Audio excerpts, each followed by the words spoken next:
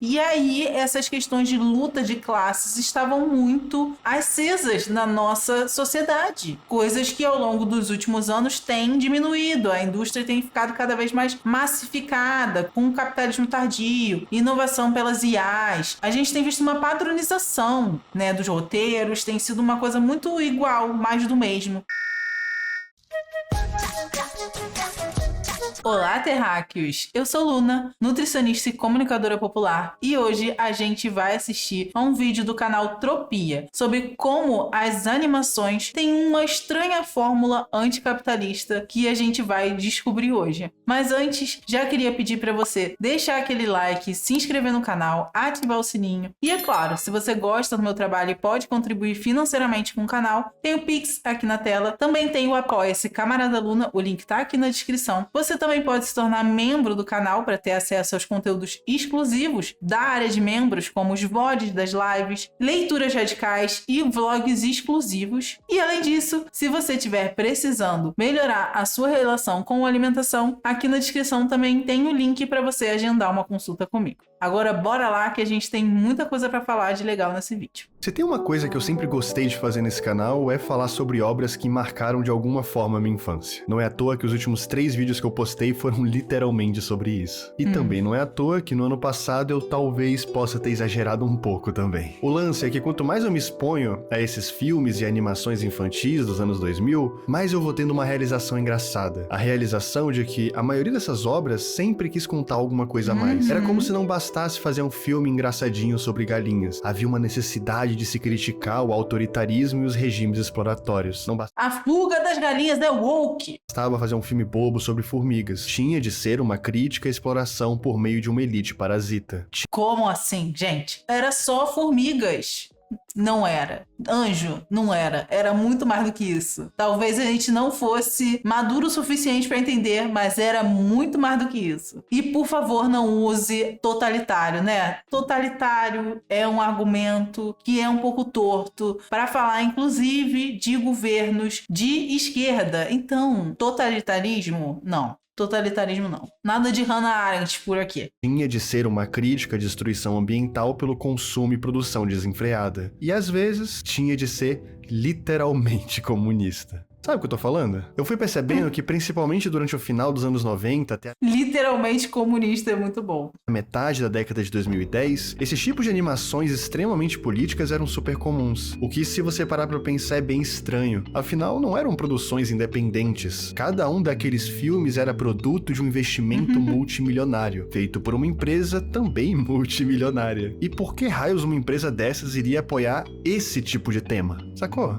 Soava meio esquisito. E foi então que eu tentei entender. Tentei entender o porquê tudo isso era feito para começo de conversa. E tentei entender o porquê tudo isso era permitido. Gente, o trabalho que era para fazer uma animação antigamente, o trabalho que deve ter sido feito para fazer a Fuga das Galinhas, que é em massinha. Sério, eu não consigo imaginar. É absurdo, né, cara? É absurdamente trabalhoso. Também. E assim, depois de alguns dias de pesquisa, eu acho que eu encontrei uma resposta. A resposta do porquê que as animações infantis de antigamente eram estranhamente anticapitalistas. Antes, eu vou dar os meus 2 centavos de contribuição. Por que eu acho que antes as animações eram mais anticapitalistas? Porque a gente estava vindo num período mundial de fim da União Soviética, fim da Segunda Guerra Mundial, um mundo bastante polarizado, onde a gente estava vendo as coisas mudando. E aí, essas questões de luta de classes estavam muito acesas na nossa sociedade. Coisas que ao longo dos últimos anos têm diminuído. A indústria tem ficado cada vez mais massificada, com o capitalismo tardio, inovação pelas IAs, e tudo mais. A gente tem visto uma padronização, né, dos roteiros, tem sido uma coisa muito igual, mais do mesmo, coisa que antigamente não era muito assim. E eu sinto que é por conta de como o mundo estava naquela época, diferente do capitalismo tardio que a gente se encontra hoje, que não nos traz esperança. Então a gente vê muitas distopias surgindo, os filmes que a gente vê hoje em dia são todos distópicos. É Duna, Avatar, Jogos Vorazes. Tudo são mundos distópicos onde o mundo acabou, o próprio Wall-E. Então a gente vivia num momento mais questionador e que agora eu sinto que as coisas estão um pouco diferentes e esse é o meu palpite do porquê que as animações antigamente eram mais questionadoras. Vem cá que eu vou mostrar. Sabe aquela fábula clássica da cigarra e da formiga? Sei. Onde a formiga passou todo o verão estocando comida e trabalhando para poder passar o inverno confortável, enquanto a cigarra ficou só vadiando e cantando em vez de trabalhar? E aí quando chega de fato o inverno, a cigarra percebe que não tinha nada para comer enquanto a formiga estava totalmente preparada? E aí ela até tenta pedir alguma coisa, mas não funciona, porque a formiga humilha ela completamente, criando aquela moral para as crianças de que você precisa trabalhar para conseguir suas coisas. Aí, ó, que a gente estava falando da meritocracia. Essa daí é a moral da história da formiga e da cigarra. Pra gente ver como a ideologia tá desde cedo na nossa cabeça sendo colocada, né, gente? Nunca é só um filme infantil, tem muita coisa por trás. Sabe essa história? Então, Vida de Inseto é tipo essa fábula, só que você troca uma cigarra por um gafanhoto e em vez do gafanhoto receber uma lição de moral, ele simplesmente pega toda a comida da formiga e escraviza elas também. Vida de Inseto é um daqueles filmes que você nem precisa se esforçar tanto pra entender o que tá acontecendo. As formigas são a classe trabalhadora que muito produz e pouco recebe, enquanto os gafanhotos são a elite dominante que fica com praticamente tudo sem se esforçar quase nada. Burguesia e proletariado. É isso, nós somos a formiga. A gente não tem que ter medo do gafanhoto não, hein? Exatamente igual aquele meme do cara enorme bebendo toda a água e deixando só umas gotas pro cara magrinho. É isso. É tipo isso. A verdade é que a opressão dos gafanhotos durante o filme não era exatamente algo natural. Isso é também pra gente ver que a luta de classes tá em tudo, né? Troca a Vida de Inseto e coloca Mad Max, a Estrada da Fúria. E poderia ser a mesma coisa, sendo o Immortal Joe e essa galera seriam o quê? Os gafanhotos e as mulheres e a galera da cidade, as formigas. A gente vê que várias histórias de filmes são essas, né, gente? Porque essa é a história da humanidade. A história da humanidade é a história da luta de classes até que a gente, o quê? Supere o sistema capitalista e possa viver a verdadeira história da humanidade, que vai ser o quê? Mais do que isso. Mais do que a gente lutando para sobreviver. Eles não oprimiam as formigas porque eram criaturas superiores, e sim porque forçavam elas a ter medo, quase que um medo cultural. Eles faziam as formigas acreditarem que eram mais fracas, mesmo elas sendo milhões, enquanto eles eram só alguns. Tanto que em dado momento do filme, o próprio Flick, o protagonista, começa a questionar esse sistema torto. Sabe, as formigas trabalhavam mais, as formigas estavam em maior quantidade, as formigas não eram tão fracas quanto fazia parecer. E a classe trabalhadora tudo produz, a tudo ela pertence, meu amor. Esse é o mote que a gente queria. Coloquem para os seus filhos a vida de inseto. Por que elas eram tão subjugadas? E assim, durante a metade final do filme, ele desnaturaliza essa realidade social da sua espécie. A vida de inseto é o capital para crianças. A vida de inseto. Aí você já começa ensinando um pouquinho do capitalismo. Ele aos poucos convence as formigas de que aquela realidade de opressão não precisava existir. E quando elas se unem, elas percebem que não tem mais medo. E sem o medo, os gafanhotos não tinham absolutamente nada sobre as formigas. E aí acontece o que você já sabe. Uma porradaria generalizada de inseto. Robôs. Robôs. Todos os robôs precisam de peças. Para o universo de robots, cada peça é como um organismo para o nosso corpo, ou seja, é essencial. A grande empresa que sempre fez a venda e distribuição dessas peças era Big Weld Industries, uma empresa comandada por um robô gigante, também chamado Big Weld, que tinha como lema a mensagem de que todos podem brilhar, independentemente da origem, classe ou condição. Ou seja, de uma forma simplificada, era uma empresa que trabalhava justamente nessa filosofia meritocrática, de que todo mundo precisa e deveria ter condição de comprar as próprias peças. Todo mundo precisava sobreviver. O problema é que isso não gerava lucro suficiente. Sim. Ou melhor, me corrigindo, gerava sim lucro suficiente, mas não o que podia ser gerado se fosse feito de uma forma um pouco mais predatória. E assim, por meio de um golpe com os acionistas, o Big Weld é deposto da sua própria empresa e completamente abandonado, deixando seu lugar para um dos seus trabalhadores antigos, um robô extremamente ganancioso chamado Ratchet. Coincidência? Acho que não. Isso aqui podíamos falar de privatizações, de várias coisas da nossa sociedade, do quanto essa questão de os robôs terem que cuidar da própria lataria, não é a gente tendo que depender de um sistema de saúde que muitas vezes não nos atende para nos dar cuidado. Então, assim, robôs é também uma obra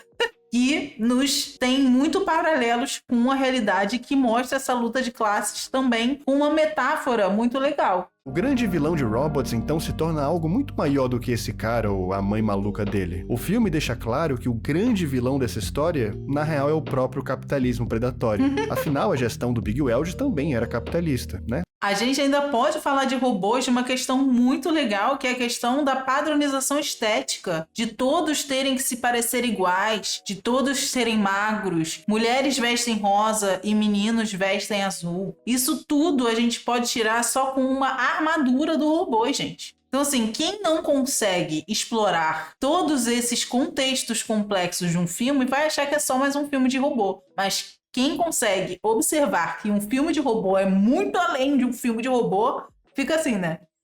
Chocada, passada. Ele vendia as peças. Mas quando o Ratchet chega no poder, o lema da Big Weld, que tinha toda aquela mensagem meritocrática muito bonita, logo muda para lucros via obsolescência programada. Ou seja, criar peças de qualidade duvidosa e ainda vender elas mais caro do que nunca, para que elas voltem a quebrar e assim força todos aqueles robôs a ficarem presos nesse ciclo consumista interminável. A sociedade capitalista nos adoece. Faz com que a gente fique mal da cabeça, fique mal fisicamente. Que é o e aí do comunismo. Aqui tem leninista Rony maluco. Silva mandou uma mensagem pelo Pix. Valeu, Rony, tamo junto, obrigado pelos R$2. Bem-vindo ao grupo do comunismo. Aqui tem o quê? Leninista maluco, né?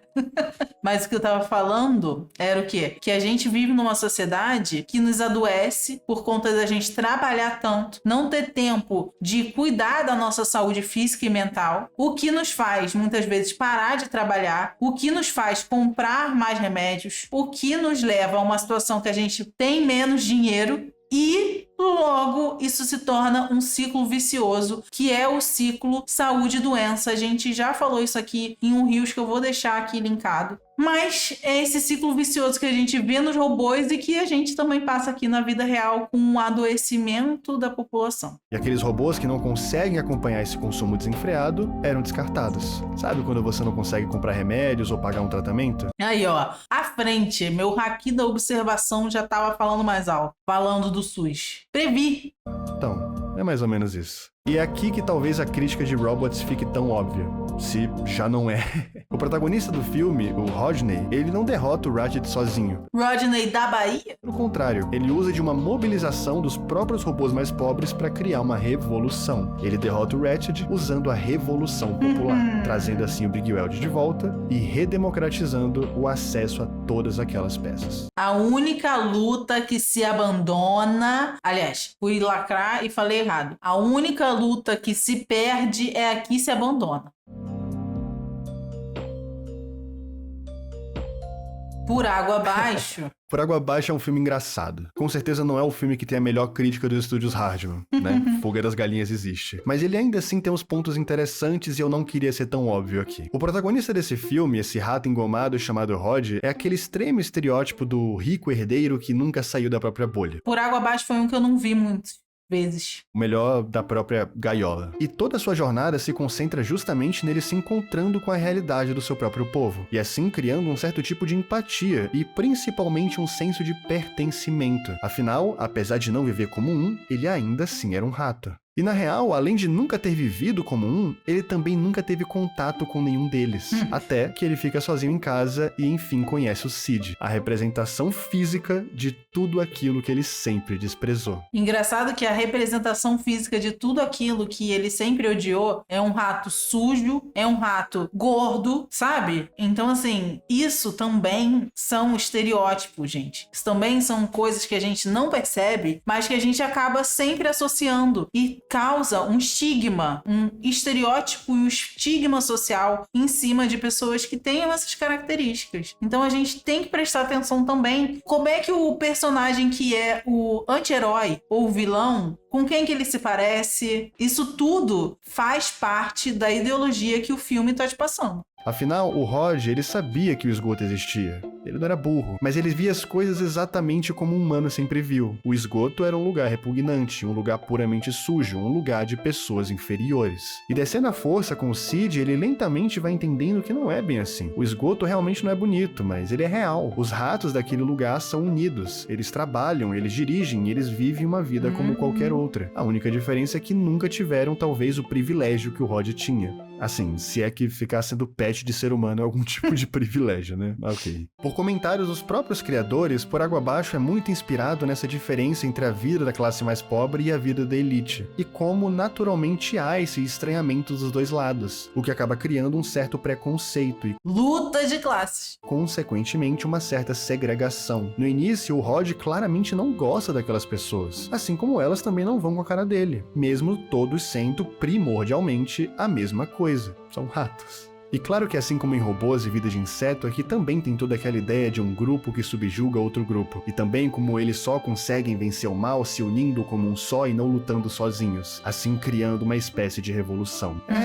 Parece que eu tô só lendo o mesmo roteiro com personagens diferentes, mas é justamente isso. Por algum motivo, o pessoal daquela época era fissurado em criticar o sistema em que eles viviam. E por mais que eu tenha citado só 3 exemplos, eu podia ficar aqui por muitos minutos falando de como o cinema infanto-juvenil daquela época adorava esse tipo de história. Pô, em Monstros S.A., Muito por bom. exemplo, outro filme da Pixar, toda essa ideia também existia. Já parou pra pensar que a empresa que eles trabalhavam no filme literalmente lucrava com o sofrimento das outras pessoas? E que a solução pra tudo isso foi encontrar uma forma de produção mais humana, mais bondosa? É exatamente isso que o Hugo acabou de falar aqui no chat, gente. A gente tem que pensar, né, que esses filmes foram escritos, foram desenhados, foram feitos por trabalhadores. Que por mais que seja da Warner, da Universal, de Caralhada 4, estúdio, não interessa. Quem fez esse trabalho foram trabalhadores. E os trabalhadores têm a luta de classe, né, nas veias correndo diariamente e sabem transformar isso em arte.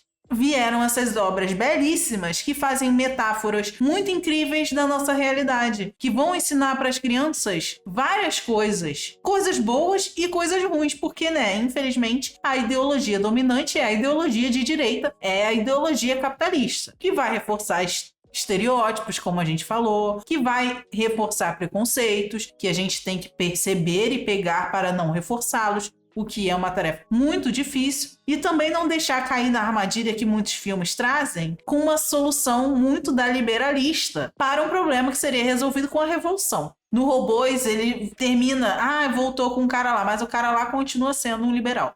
Porque, né, no final das contas, a gente quer mais. Esses filmes também só vão até um ponto, não é mesmo? Procurem sobre cinema russo, cinema soviético. Procurem sobre cinema soviético. E aí vocês vão ver realmente o que é uma arte revolucionária. Mais ética como a felicidade? Sacou? Tô falando, o pessoal dessa época não tava pra brincadeira, não. Eles descaradamente... O quê? Olha lá, o Lenin! O Lenin! Nosso careca favorito. A foice! Gente, nós robôs somos a revolução. Ó lá. Comunista. Woke. Astro Boy é woke. tinha um certo foco narrativo. Tá, ok. Vamos falar agora do elefante na sala. Afinal, que eles faziam tudo isso já era óbvio. Você provavelmente já sabia porque você já viu esses filmes em algum momento. Mas as perguntas principais aqui são: 1. Por que os roteiristas e diretores gostavam tanto de falar sobre isso? Porque, né? História da humanidade é a luta de classes. A gente gosta de falar da luta de classes. A gente quer superá-la, mas enquanto não supera, a gente tá falando. E 2. Por que os estúdios permitiam que essas histórias fossem contadas? E Porque o capitalismo gera seu próprio coveiro. Porque o capitalismo, ele tem as suas próprias contradições. De que o quê? Numa empresa supermilionária pode passar um roteiro revolucionário. Porém, não vai ser tão revolucionário assim, né? Como a gente falou. Vai ter os seus limites. Porque nem tudo vai poder ser passado também. principalmente financiadas. Para responder essa pergunta, a gente primeiro precisa entender de onde vieram e quem eram esses diretores e esses roteiristas. E a verdade é que a maior parte dessas pessoas eram extremamente politizadas. Afinal, elas vinham de escolas de arte, faculdades de cinema e, por sua vez, eram muito influenciadas por movimentos culturais e sindicatos artísticos. E os espaços em que essas pessoas estavam e frequentavam ativamente criticavam e criticam até hoje as relações atuais de poder. Criticam o próprio sistema. Ou seja, essas histórias existiam porque as pessoas que as criavam viviam esse tipo de realidade. Viviam esse contexto extremamente crítico aos problemas que estavam rolando naquela época. Ora, se não são trabalhadores. Que doideira, né? Estava certa. E por falar nesses, entre aspas, problemas, se a gente olhar um pouco para o cenário, principalmente norte-americano, do final dos anos 80 até o início do novo milênio, você vai reparar que muita coisa que acontecia nos filmes era só um reflexo da própria realidade. Exatamente. Se a gente olhar para aquela época dos anos 80 até os anos 90, existia um grande avanço do neoliberalismo na terra do tio Sam, principalmente durante a famosa Era Reagan, comandada pelo Donald Reagan, o 40º presidente dos Estados Unidos. Um grandíssimo de um... E uma política econômica que visava a privatização em massa e a diminuição do papel do Estado também era uma política que afetava a classe artística do país como um todo. E não só a classe artística, né? Afetava todo mundo que não era rico. Afinal, houveram cortes consideráveis em programas sociais. Afinal, toda política de austeridade é, no fundo, uma política racista, não é mesmo? Afinal, políticas de austeridade só fazem a classe trabalhadora sofrer. Então, vamos falar do quê? Vamos falar do que a gente está passando, né? Seja educação pública, saúde, moradia e esse tipo de necessidade humana. Isso tudo afetava também os direitos trabalhistas que cada vez mais pioravam e afetava, assim como enfraquecia, os próprios sindicatos. Tanto que filmes como Robots e Vida de Inseto nascem coincidentemente pouco tempo após esse período. Coincidência! Criticando justamente a exploração trabalhista e a relação tóxica de produtividade e bem-estar social. A mesma coisa com a globalização dos anos 90 e o crescimento das multinacionais, assim como o crescimento massivo da produção e da distribuição de produtos ao redor do mundo. Aumenta os preços da propaganda dos Estados Unidos, né? Propaganda. Aumentando o consumo e, consequentemente, aumentando a poluição e as crises ambientais também. Tanto que, justamente nessa época, foram criadas várias conferências para alertar sobre esse problema. Fosse a Rio 92, a COP1 de Berlim, o Protocolo de Kyoto e etc. Essa urgência climática rapidamente virou notícia no mundo todo. E, consequentemente, também virou uma pauta artística. E assim acabaram nascendo filmes e obras que criticavam esse tipo de problema também. Sim. Enfim, o que eu tô querendo dizer é que no final do dia, tudo se torna um espelho da nossa própria realidade. Tudo na arte é uma reimaginação do mundo real. Às vezes, o que muda é só o quão reimaginado ele é. Ninguém tira as coisas do completo nada. Se existe um descontentamento, ele naturalmente vai ser expressado em algum lugar, porque é assim que o ser humano funciona. É assim que a gente sempre funcionou. Agora, por que fazer esse tipo de crítica justamente em animações infantis? Então, é só porque é muito mais fácil falar de problemas sérios dentro de um mundo muito mais metafórico. E vende, né? E vende bem. E vende. Que assim soa mais digestivo pro grande público. E, consequentemente, vamos ser sinceros, soa menos agressivo também. Falar sobre classes sociais, usando ratos e esgotos, era mais lúdico e leve. Gente, talvez a gente precise usar essa estratégia com uma galera. Olha, me deu aqui uma ideia. Você está tendo dificuldade de conversar com a sua família sobre luta de classe, senta com eles e vai falar: gente, vamos ver um filminho. Vamos sentar aqui e ver um filminho infantil. Vamos ver robôs. Vamos ver Vida de Inseto. E aí, gente, daí vocês vão desenrolando. Vai fazer igual as crianças. É isso. Não tá aprendendo da maneira que a gente tá tentando, então vamos fazer uma forma lúdica, vamos aprender ludicamente, vamos fazer que nem criança, mostrar uma metáfora. Vai ver que funciona, né? Vamos fazer uma sala de reeducação pra galera da direita. E aí vai ter que ficar passando esses filmes em looping. Assim como utilizar a metáfora de galinhas presas em galinheiros era definitivamente mais aceitável do que... Você sabe do que eu tô falando. As animações têm esse poder do fantástico, de criar uma mensagem muito forte, diluída em um universo lindo por si só. Aonde, se você quiser pegar e entender a crítica a fundo, você pode. Mas se você não quiser, você não precisa também. Estúdio Ghibli é outro que é altamente politizado, né, gente? Os filmes do Ghibli tem toda essa questão política por trás. Náusea fala muito dessa questão do meio ambiente. Os animes, né, no geral, tudo isso fala muito sobre questões políticas. Se você não vê política nas coisas, né, a gente já falou aqui que tudo é político. Acho que essa liberdade cria algo mais interessante, tanto pra quem faz quanto pra quem vê. Nem todo mundo quer levar seu filho pequeno pro cinema e sair com uma pedrada. Ao mesmo tempo que outras pessoas gostam disso. Gostam de sentir que assistiram algo que fizeram elas pensarem de alguma forma. Sim. A resposta do porquê os estúdios aceitam financiar tudo isso, na real, é bem mais anticlimática do que parece. Eles aceitam porque sabem que isso não vai mudar absolutamente nada. Assim, a crítica até existe, mas ela não ameaça o lucro. E ela não ameaça porque, normalmente, Exato. quando você vai olhar direito, a crítica é muito rasa. Até existe uma conexão com a nossa realidade, mas ao mesmo tempo há um distanciamento controlado. Você até pode representar um mundo onde uma grande empresa foi responsável pela destruição completa do planeta. Mas no fundo mesmo, nada disso importa. Porque a maldade dessa grande empresa nunca é muito explorada. Sim. Porque se fosse, pegaria muito mal. Convenhamos, se a Disney/Pixar ao fazer o Wall-E realmente se importasse com todo esse lance do consumismo, não existiria um investimento milionário em produzir todo tipo de mercadoria utilizando a imagem do filme. Gente, importante isso, né? Importante demais. Se a Illumination tivesse feito a adaptação de Lorax para os cinemas pensando ativamente em se tornar uma empresa pró-meio ambiente, ela também não teria fechado um contrato publicitário onde usa o personagem principal da história para Meu vender Deus. carros. A verdade, no fundo, é que criticar o sistema de uma forma controlada dá muito dinheiro. Só isso. A crítica, então, se torna um produto. E vamos ser sinceros, né? Se for pra se posicionar sobre algum desses assuntos, se for pra falar sobre o grande elefante na sala, que seja numa animação bobinha pra crianças, que seja utilizando animais fabulescos, que seja transformando tudo num grande cenário lúdico. Porque assim o filme ainda dá muito dinheiro, a criança acaba super feliz, e os pais saem do cinema com aquela sensação de que viram um mundo melhor, mesmo que no final do dia nada Pois é. realmente vá mudar. Ou seja, dá pra dizer que todo mundo sai ganhando no final. Ou seja, também é uma forma de alienação. Né?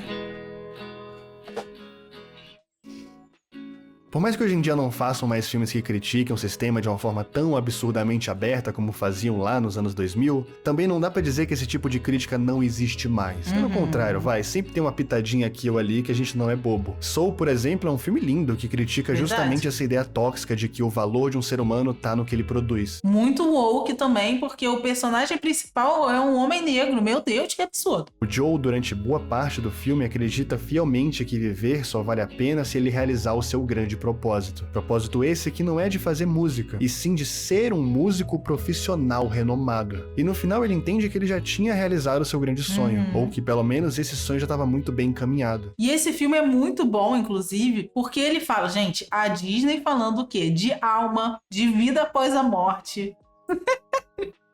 É isso, eles utilizam os filmes, principalmente infantis, para falar sobre assuntos pesados de uma forma mais leve e nunca ir muito a fundo nos assuntos pesados. E esse é o grande problema. Não era um fracasso por não ser famoso. Tudo o que ele tinha que fazer era viver. Entendeu? A crítica sempre vai estar por aí. E no fundo, eu gosto desses filmes. Por mais que tudo seja extremamente controlado e moldado pra nunca parecer, entre aspas, realista demais, eles têm o seu charme. E isso, por bem ou por mal, é inegável. E assim, gostar ou não gostar dessas obras não é um problema. É como dizem, né? Não existe essa coisa de consumo ético. Então só se permita ser feliz. Se Exatamente. permita gostar do robô ingênuo, se permita chipar um casal de ratos, se permita chorar com um bando de galinhas de massinha. Fazendo uma comuna e vivendo felizes para sempre. Olha isso. Até porque, no final das contas, esses filmes são muito divertidos. E essa é a mais pura verdade. O que eu posso fazer quanto a isso? É isso, gente. Para o público infantil, não dá pra gente fazer nada muito complexo também, porque o objetivo não é traumatizar as crianças. É o quê? Introduzir certos assuntos às crianças de uma forma lúdica, como a gente falou. Mas é muito legal ver que a luta de classes está no nosso cotidiano, está nos filmes que a gente assistiu desde criança. Estava mais presente por conta do momento que a gente estava passando geopoliticamente naquela época, final dos anos 80, início dos anos 90 e 2000. Uma mosca aqui. E esses filmes são um reflexo desse momento geopolítico, desse zeitgeist que a gente fala, né? O espírito do tempo. A arte sempre carrega esse espírito do tempo. E esses filmes traziam também isso, e são filmes muito legais, e são filmes que também trazem essa luta de classes. Então, que legal que a gente tem, mas tem limitações e é isso que a gente não pode também ser inocente de acreditar que não tem. Mas no final, tem muita coisa boa pra te tirar desses filmes, pra se tirar desses filmes. Então, assistam, vejam com os olhos atentos, mas assistam, aproveitem e vamos sempre lutar pela revolução no mundo real, além, né, da arte, para que esses trabalhadores possam de fato desfrutar de tudo que eles produzem. E é isso, espero que vocês tenham gostado, eu adorei o vídeo. Comenta aqui qual foi o filme da sua infância que mais te marcou e já deixa o like, se inscreve no canal, ativa o sininho para não perder nenhum vídeo novo. Se você gosta do meu trabalho e pode contribuir financeiramente com o canal, aqui na tela tem o Pix, na descrição tem o link do Apoia-se Camarada Luna, ou você pode se tornar membro do canal para ter acesso aos conteúdos exclusivos da área de membros, como os VODs das lives. Puta que pariu. A mosca na minha boca. É ao vivo, tá vendo, gente? É ao vivo. Só acontece essas coisas ao vivo. Até me perdi no que eu tava falando. Você tem acesso aos VODs das lives, leituras radicais, a vlogs exclusivos e muito mais. E se você estiver precisando melhorar a sua relação com sua alimentação, na descrição também tem o link para você agendar uma consulta comigo. É isso, gente. Beijos e até a vitória.